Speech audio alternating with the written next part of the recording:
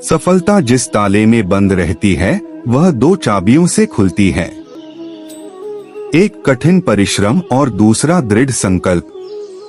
मैं भूतकाल, वर्तमान और भविष्य काल के सभी जीवों को जानता हूँ, लेकिन वास्तविकता में मुझे कोई नहीं जानता है।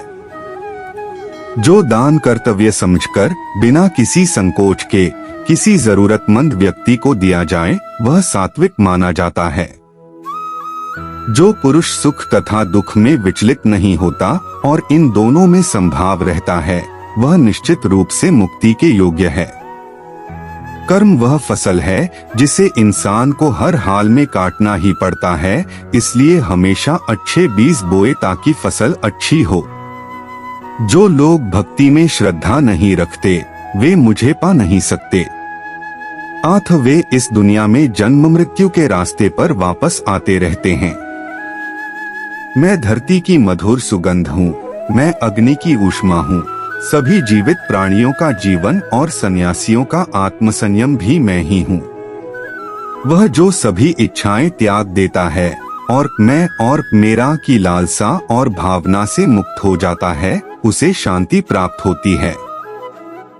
मेरे लिए ना कोई घृणित है ना प्रिय, किंतु जो व्यक्ति भक्ति के साथ मेरी पूजा करते हैं वो मेरे साथ हैं और मैं भी उनके साथ हूँ। मनुष्य को जीवन की चुनौतियों से भागना नहीं चाहिए और न ही भाग्य और ईश्वर की इच्छा जैसे बहानों का प्रयोग करना चाहिए।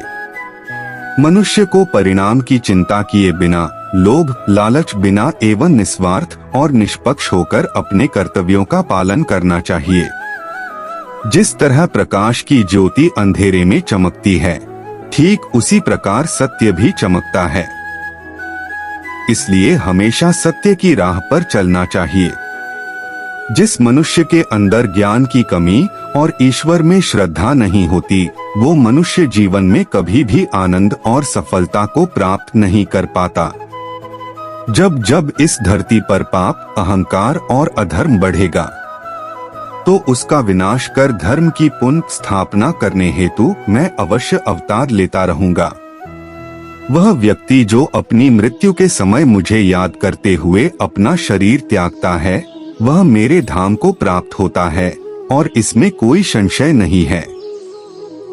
जन्म लेने वाले के लिए मृत्यु उतनी ही निश्चित है जितना कि मृत होने वाले के लिए जन्म लेना।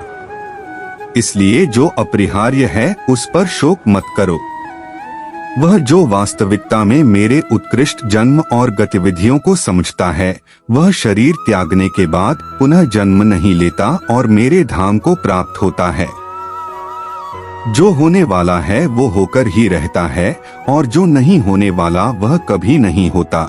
ऐसा निश्चय जिनकी बुद्धि में होता है उन्हें चिंता कभी नहीं सताती है।